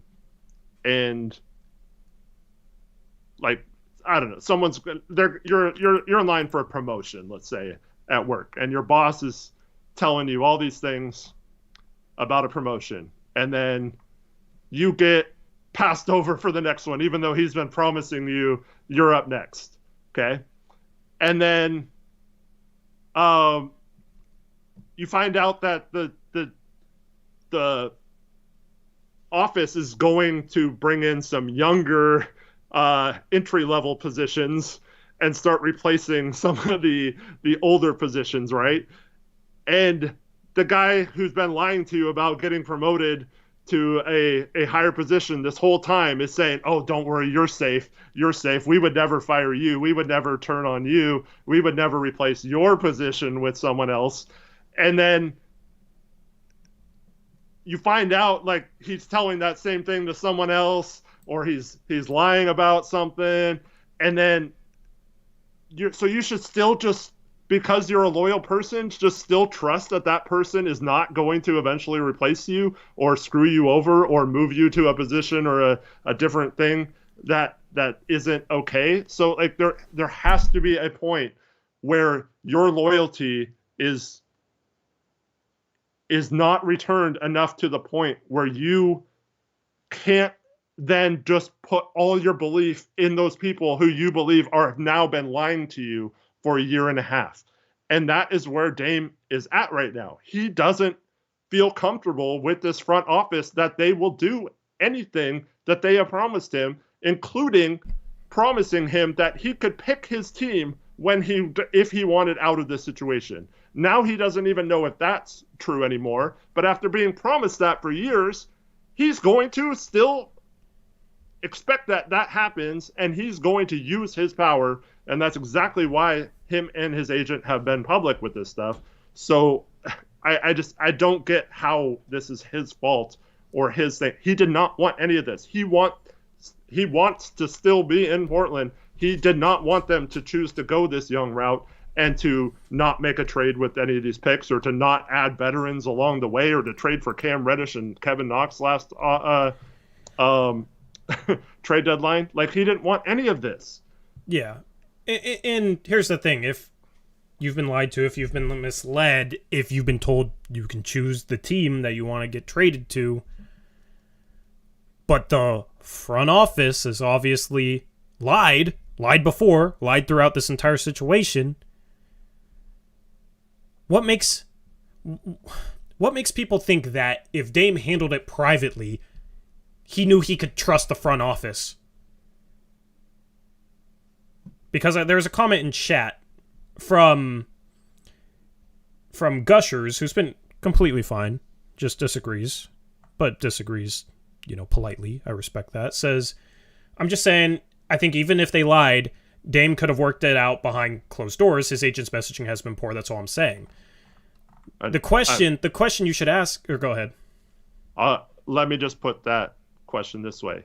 He did work it out behind closed doors, and Cronin lied to him yet again. This doesn't happen. Go read the messaging after their meeting on June 26th. Dame did do that after behind closed doors, and was willing to be private about it. So in that meeting, he demanded a trade? I believe so, yes. Yeah. And keep going. Joe full well knowing that Dame she had chose Scoot, that the team was moving on, that Dame had requested a trade privately, went immediately out to the media after that meeting and started saying stuff like, we're still committed to winning around Dame. And Dame's sitting there like, what? We just had a meeting that I'm not. Like, you're not and I'm not. Like, so yeah, I don't know how else to put it. Like, they, yeah. Yep. Anyway, like I said, I hope the truth gets out. I hope that Dame speaks on it. And Dave didn't say anything for a week meeting, or 5 days or whatever. Yeah. Taylor Packer says there's a report that came out afterwards that they tried again for for Simons plus multiple picks, so that's just a smoke screen. Question mark. I mean, they know Toronto wasn't accepting it. They all the trades, every trade, Bam, yeah, which was obvious. Mikal Bridges and either of the Toronto guys, they knew full well that neither of those players were doing that, and they're not trading. They love Ant. They're not trading him and multiple firsts for OG. They weren't trading the third pick for Siakam. They weren't trading the third pick for Mikal. They weren't trading the third pick for Bam. They knew all those players were not attainable, and those teams weren't trading those players. And that's exactly why all those things leaked for those specific players, because it was all convenience, once again, to tell the media, oh, look how hard we're trying for Dame, when knowing full well that they weren't even in talks with those teams. And we've said this before, but Aaron Goodwin called those teams that Joe said they were planting seeds with, and none of them said, or all of the teams he called said that Dame was or that they weren't even in talks with Portland about any trades, so they didn't know what they were talking about. So, yeah. For Roly Poly says, why didn't they make an offer for Jaylen Brown? That's exactly the question you should be asking. Yep. That's exactly the question you should be asking. Because unlike those other guys we just talked about, Boston probably accepts that trade, and then they have to pay Jaylen Brown and go deep into the tax. And, yeah. So, yeah. But that's why you didn't hear any rumors about Brown, because they knew that trade would have happened had they pursued that route. Instead, you heard about the starting center, second best player on a team that just made the finals and had hopes of getting your star. Yeah. Yeah, they're going to trade us Bam for Anthony Simons when they're hoping that Dame asks out because we keep the third pick. Yeah, like, what are we talking about here? Like, when I heard that they had offered for Bam, I laughed. And there's a report that Pat Riley laughed. There's a reason for the laughter because they weren't going to trade Bam Adebayo. They just made a finals. Why would they trade Bam Adebayo for a third pick after making the finals when they're in win now mode? Like, it's like if the Blazers made the finals and, would they just all of a sudden say, screw it, trade Dame for the third pick? Well, okay, maybe the Blazers would, but most teams when they make a finals, they're in win now mode. They're not just going to trade their second best player, the anchor of their defense, all-star caliber big man, for a draft pick. Like, either like Miami that wants stars and stuff too. Either Cronin was, it's just one of two things, which I know which one it is, but it's one of two things. Either Cronin was just not smart enough to realize that a team coming off the finals wasn't going to trade their second best player for a draft pick, and that player wasn't available, or he was trying to make it look like he was trying for something to keep Dame happy, knowing that something wasn't available. Yeah, why wouldn't he approach those teams to like the Mikal Bridges thing and on draft day with on the clock force Brooklyn to say no to Scoot Henderson or whatever? No, and once again, this might be the right decision. Scoot might be really freaking good. He could be a superstar player and make us forget all about this. Like, that is still a possibility, but just don't believe that he did everything possible to trade it or knew what the value was. Because I don't know. I'm 100% confident that they had no plans of trading the pick, and everything that you heard was just leaks the BS to sway public perception back towards knowing that Dame was going to ask out, or they would have to trade him if they kept Scoot. Gushers Are Good says, does Dame bear any responsibility for the team as constructed? For example, did they keep Nurk and CJ longer than they should have because Dame wanted them here? Here's the thing. It's the GM's job to make the final decision. Dame wanted Plumlee here and was bummed out when they traded Plumlee for Nurk and a first-round pick. That ended up being a really good trade, and like a week in, Dame was fine with it. Dame was happy, right? Like, as a player, you're going to have some love for your teammates and want to keep them around. The GM, you're supposed to make the right decisions for the roster. That's why it's your decision. So I don't think Dame bears any responsibility for CJ being longer here. If anything, Olshey was more attached to CJ than Dame was. But, yeah. Dame, when he's wanted to go for it, he didn't have the responsibility of the roster because the GM and the owner didn't want to go in the same direction. Dame had no responsibility in how this has gone down. So I don't agree with that notion whatsoever.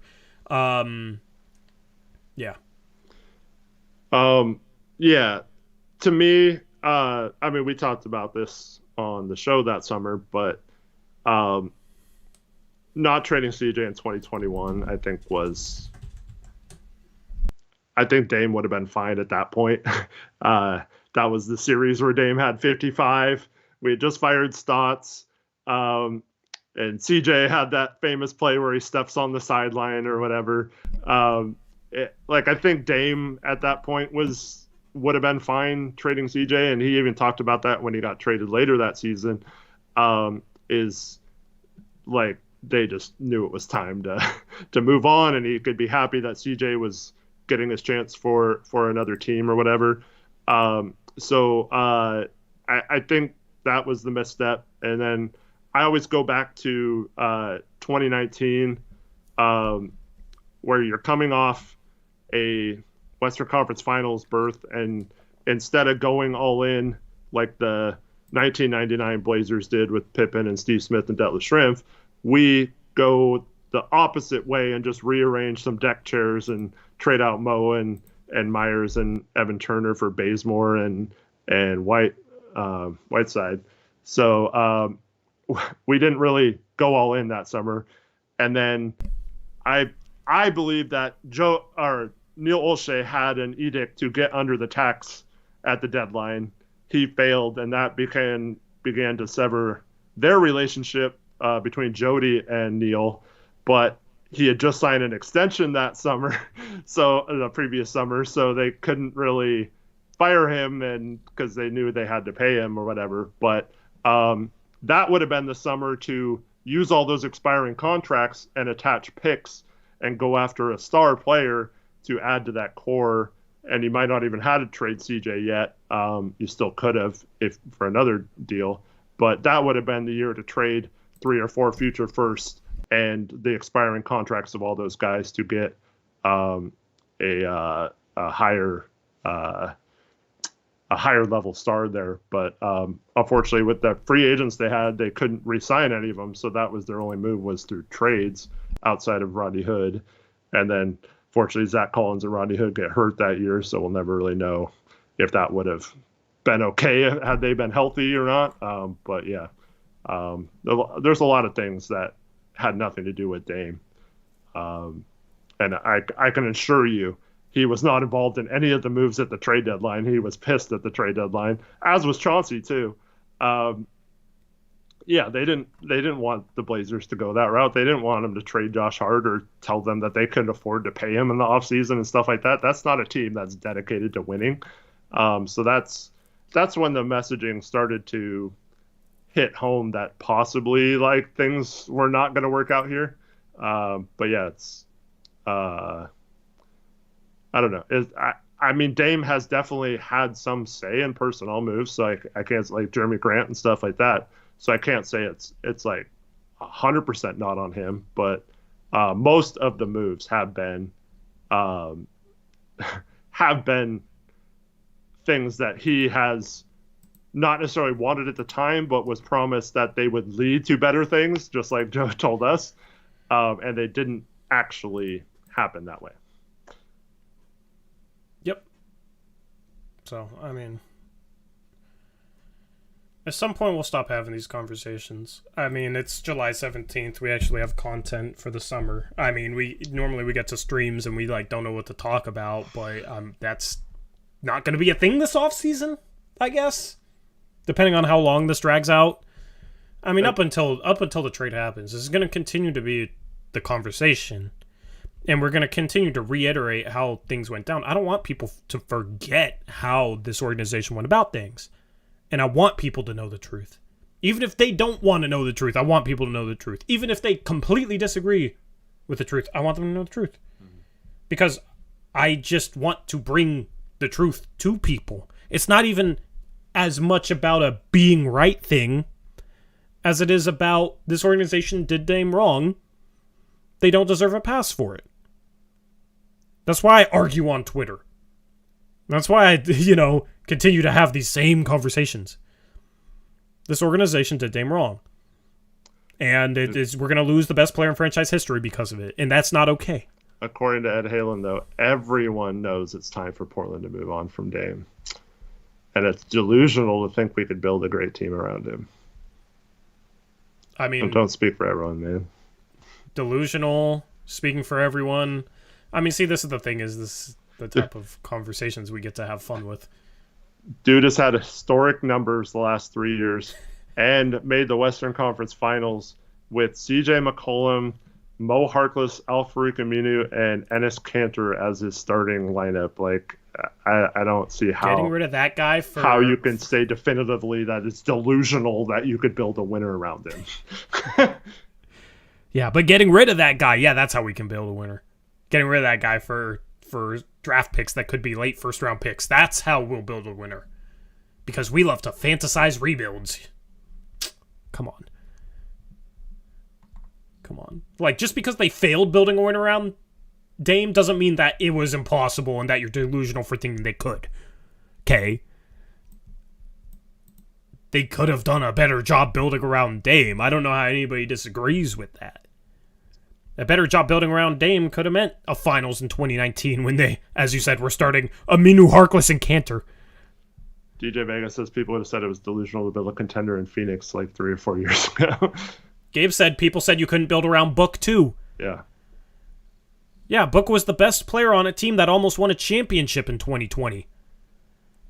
And no offense to Suns fans or Devin Booker fans, I still think Dame is better than Booker. I mean, Booker's turned into arguably a top 10 player. So I think you could maybe make that argument. Like, he's a really, really freaking good player.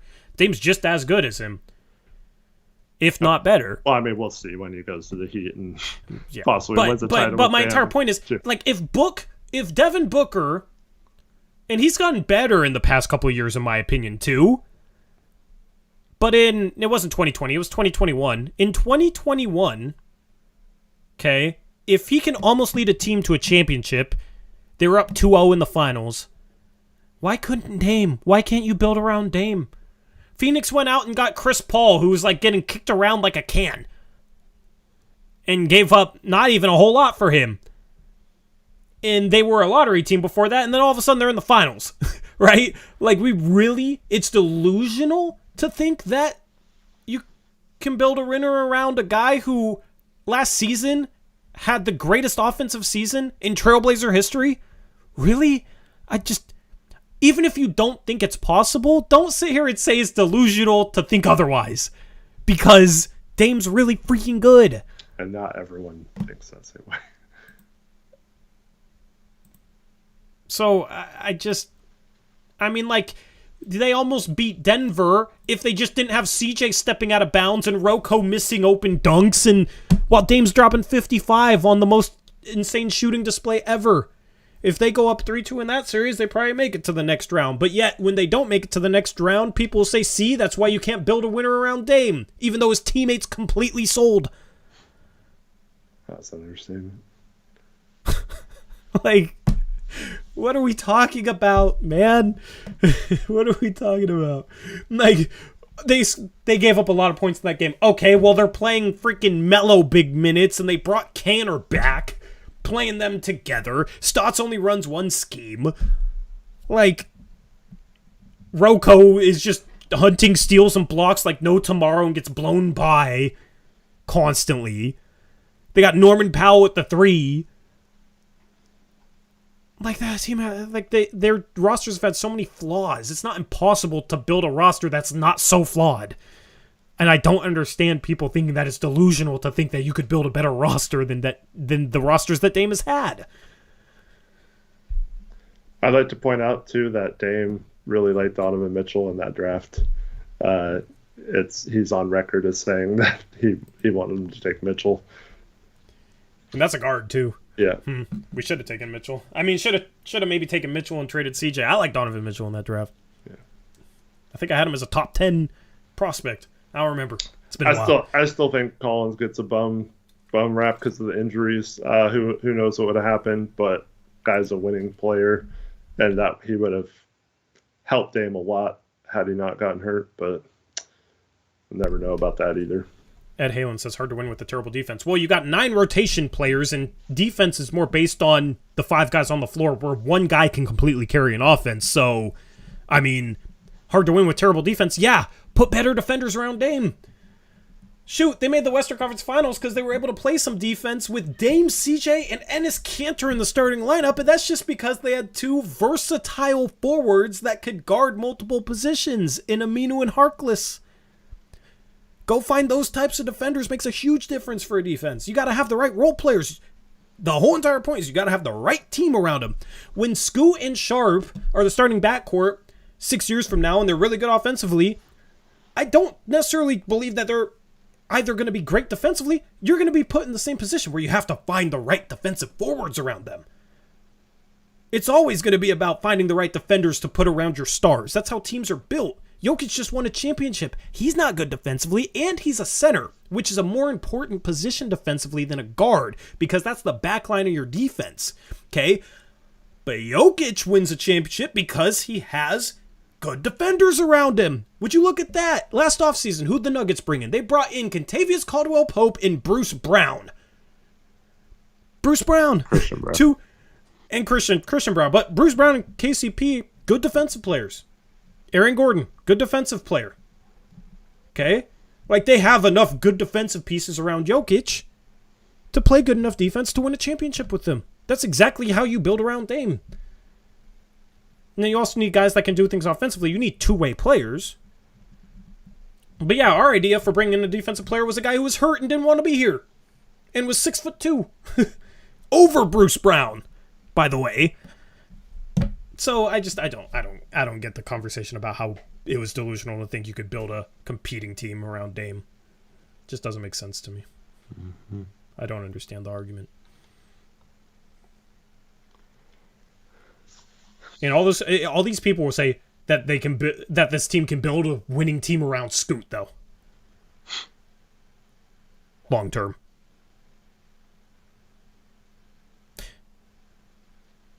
I mean, I think we can. I think we can build a winning team around both, assuming Scoot gets good enough. But if you didn't think we could build a winning roster, a winning team around a top 75 player of all time, greatest Blazer of all time, how can you have confidence that we can do so around Scoot? Unless you just have a hatred for Dame's game for some random reason. Kyle Neely says you guys don't give Cantor nearly enough credit for stepping in for Nurk. To be fair, I know he's not great, but he's definitely good enough for a starting center. He did his best. I'll give him props. What we were talking about, though, was the second time he came back. That was the first time he was here after he signed as a buyout guy in 2019 when he stepped in for Nurk. That season, he did about as good as he could have. We were lucky to have him. He did get hurt and was also fasting, and as well as several other players. But he was decent, especially he probably should have got called for a travel, but he had a huge game one against OKC, and then pretty good rest of the series. Wasn't quite as good moving forward, and then was pretty much unplayable in the Golden State series, but Collins was playing better than him in the Denver series. We were grateful to have Cantor here the first time. The second time he came back, and we could have had Desmond Bain or someone like that instead. Cantor was fine. Just the second time around wasn't. Yep. Anyway. Yeah, just talking about Cantor's play, by the way. That's it. Yeah. That's all. Okay. I'm not going to go anywhere else regarding him. Anyway. Anything else you want to talk about in this stream? We've gone for almost 2 hours. We'll have another stream next Monday where we can talk about all the same stuff if you guys want to, where you guys can kind of run the show. What are we talking about Thursday? Did I say next Monday? Yeah. Next Thursday. Yeah, next Thursday and next Monday. Yeah. Because we're going to go live once Dame's traded. But one final thing, Vega, I mean, those firsts could be very late first. That's not really going to make much of a difference. Like 4 to 5 first, that's dependent upon... Cronin might not even get that much. I'm worried Cronin's going to end up with 3 firsts, and one of them is going to be like a Miami 2024 first, which we know is going to be bad. And then you're just hoping Miami sucks in 2028 and 2030. Sure, it's possible, but acting like we're for sure getting great assets back when that's completely dependent upon how good or bad the Heat are in 2028 and 2030, which is basically completely random. You can't guarantee that those are going to be good assets. I do think if you're talking about strictly doing it the right way, rebuilding for a few years, and then having multiple picks, unprotected picks, then from, let's just say we're fast forwarding to 2026 offseason, 3 years from now, and we still have 2 or 3 firsts from that deal available to trade, and Scoot and Sharp are ready to step up, and you have all those extra picks plus all of your picks to where you could go all in. I do think those are somewhat valuable, and I actually they have value. But go ahead. I opposite of what because I see this on Twitter all day. Oh, picks in the future aren't as valuable as picks now or whatever. I think it's the complete opposite. I think you want as many of good teams now future picks. It's the same reason why we wanted the Clippers 2028 or 2030 pick or whatever year that was. 2028, I think, at the time of the Norm Rocco trade instead of Keon. And then that's why we want like Phoenix's 2029 from Brooklyn if we trade with them, or we want Miami's 2028 and 2030 with swaps in 27 and 29 and stuff, like because that's setting yourself up for big all-in moves in the future. But here's the thing: those picks are a gamble. depending on how good or bad Miami is. Building around Scoot is a gamble because you don't know if Scoot's going to become a. Yes, but here's my point, Eric. Just yeah. Okay. Building around Scoot's a gamble. Okay. Building a winner around Dame would have been a gamble. Everything would have been a gamble. Yeah. My whole point is just if you don't think that the Blazers taking a gamble on building around Dame, if you thought for sure that was destined to fail, I don't see how you can then have confidence that the gamble of building around Scoot long term is going to work because of picks that are gambles. You know what I mean? It's all a gamble. Yeah. So it's not like Scoot's like Wemby, who's 7'5", and it's like, okay, you can have confidence because he's 7'4", or whatever, 7'5", and has the game that Wemby does. Like, okay, sure, that's different. Scoot's 6'2", just like Dame. You know?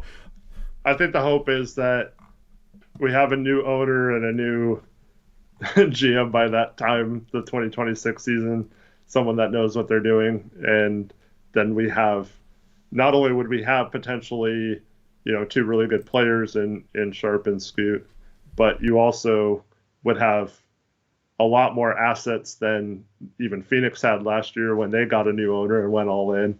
So maybe you could have that kind of thing in a few years. I think if you're talking about just like best case scenario, that's probably it. Taylor Packer says the gamble of rebuild is less scary because you aren't giving away future assets, in my opinion. But here's the thing. The baseline for how good that team becomes is probably a lot lower than adding Jaylen Brown to Damian Lillard and Jeremy Grant. Like, Dame's never played with somebody that caliber. Like, he's made the Western Conference Finals with far worse teammates. Like, give Dame someone of that caliber with Jeremy Grant as a number 3 and see what happens. Like, yeah, it's a gamble. Yeah, maybe it doesn't work out, but you at least have a chance at competing and contending. Like, the baseline for a rebuild is far lower than that baseline. And yes, we would have given up. I mean, here's the thing, though. The whole Jaylen Brown trade, we weren't giving up future assets. Unless you count, 3 and Simons. We weren't giving up future picks, is what I mean to say. We still had future picks. But guess what? You can always start a rebuild. You can always get to the point where, like, you're trading off Jaylen Brown after you sign into extension and Dame and Grant for a bunch of picks and then have your future assets that way. You can always start a rebuild. There's only specific times where you can try and push your chips all in. And when you should do that is when you have somebody like Dame. And then if that doesn't work out, then you can always rebuild. So. Yeah. So it didn't have to be right now. And, I mean, I don't like never having that what if we would have done it, Yep. That's always going to... That was one of the reasons why I was so upset. It's just like, I felt like Dame did deserve it, and they said he deserved it, and they owed it to him, and then they didn't. Yeah. So what, we're rebuilding maybe 3 years later, but we did right by Dame, and he doesn't hate us, and, we actually had a chance at maybe contending for 3 years? Yeah, I'll take that. Yes. Like, the alternative is we start a rebuild 3 years sooner, and maybe we're in a bit of a better position for it, but it's still a gamble. Just like starting any rebuild is. I mean, the process hasn't gotten the Sixers out of the second round. They haven't made it out of the second round for 22 years. And they had the whole decade-long process where they drafted a bunch of players at the top. Look at what happened to Markelle Fultz, Ben Simmons, and Jahlil Okafor. All 3 were top 3 picks. Right? Also, none of the picks in the lottery that were worse than 5, so 6 through 14 moved up. So if Dame doesn't sit out and we win 1 or 2 more games, we don't even have Scoot right now either. So, like, part of the reason we have Scoot is because Dame was willing to be a team player and sit out. So I think people are forgetting that too. Like, we might not even have had an opportunity to have Scoot. We're talking about, I mean, maybe it's still good if we have a Sir or, Jarris Walker or someone like that. But, like, if we're just 1 game worse, then we're talking about Orlando having the 5th spot. Like we're talking about, like Anthony Black or Jarris Walker right now, like, yeah. And it's completely different. And that's not anything Cronin did. It's super easy to draft Scoot at 3. What's hard is what we were talking about at the beginning of the show is finding the Orlando Robinsons and the next Max Struses and Gabe Vincents and Caleb Martins and players that Bam Adebayo in the middle of the first round and Jimmy Butler at pick 30. Those kind of that's the hard part of being a GM. The easy part is getting lucky in the lottery and moving up and having Scoot fall to 3 somehow and right into your laps. Yep. Gray, I'm confused because we know the team we have. Also, thank you, Gray, for the $5 dono. Says, would you trade Dame for Spoelstra? You can't trade a player for a coach. It has to be a coach for a coach or like draft compensation for a coach? Yeah. Yeah. You can't trade a player for a coach. And the coach, so Spoelstra, would have to want to come here, like hypothetically, and be a rebuild situation instead of coaching Dame and Jimmy and Bam. He says, I know. I said if you could. I mean, hypothetically, whatever trade we're getting for Dame, if you could just throw Spoelstra on top of it, sure. Yeah. Like, why would I say no, Like, because Spoelstra is arguably the best coach in the league, of course. Of course. If it's, that or a first-round pick, then, that's a hypothetical debate. But just throwing him on top, yeah. Obviously. Thank you for the dono. Anyway, anything else, Eric? I do think we need to find... I mean, I hope Chauncey becomes a better coach. He did talk during Summer League about becoming a better coach and learning from the past couple of years. So hopefully he can say that, or he can step up with this younger team, be a good mentor for Scoot and stuff. But I do think at some point, if that's not happening, we do need to think about getting someone in who is potentially capable of doing that. But that is something to watch over the next couple of years. But I don't think they're going to move on from Chauncey anytime soon. I think they're going to let him run with the young guys. Yep.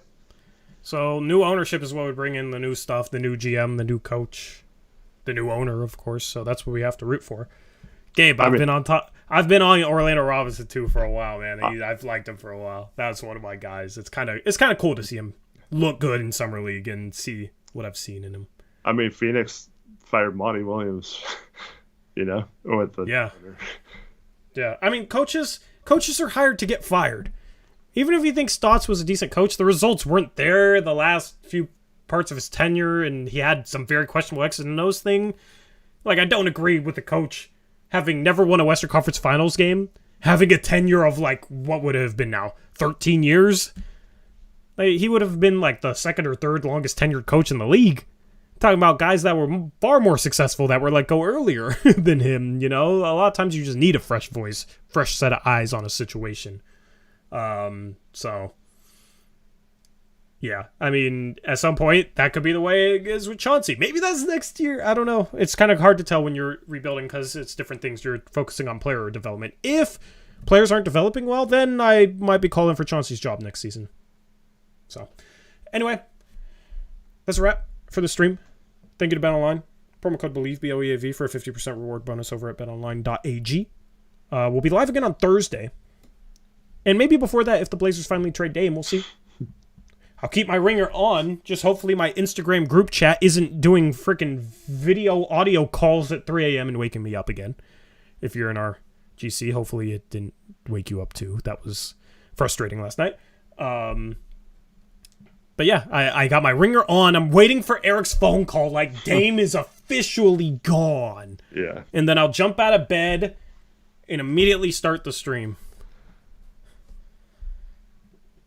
Anyway. It's so annoying right now. I have to lug all my equipment around when I go to work or wherever I go. Yeah. I have to take it so just in case I have to have an emergency stream. Yeah. Fun stuff. Will you guys do any kind of Dame tribute? Maybe like stream highlights over the history of our channel of like Dame's best moments and like our reactions to him. That could be cool. Yeah, that'll be something in August. I haven't been making videos lately. I without knowing this whole Dame thing, it's hard to even make videos, and it's just I don't even feel like I had a ton of really cool videos planned for July, and I just haven't done them because I just don't want to, By the way, congratulations to Alex Wolff and his Cleveland Cavaliers for taking the mantle of Summer League champions. Yeah, you guys get rings. Guys get rings, so... Thing is, he has a real championship that he can still feel good about, too. So, I would love to do what they've done in Paris, our Summer League championships, with a real one. But right now it feels like we're further away than ever. So, yeah, I mean... We'll have you guys covered with another stream on Thursday. We can talk about whatever the newest rumor is or newest developments are. And, if there's a Harden trade before then, we can discuss that too. I'm looking forward to that. And with that being said, that's a wrap for the stream. We're out of here. Thank you for joining us tonight. Have a good rest of your Monday. Until next time, as always, peace out. Go Blazers.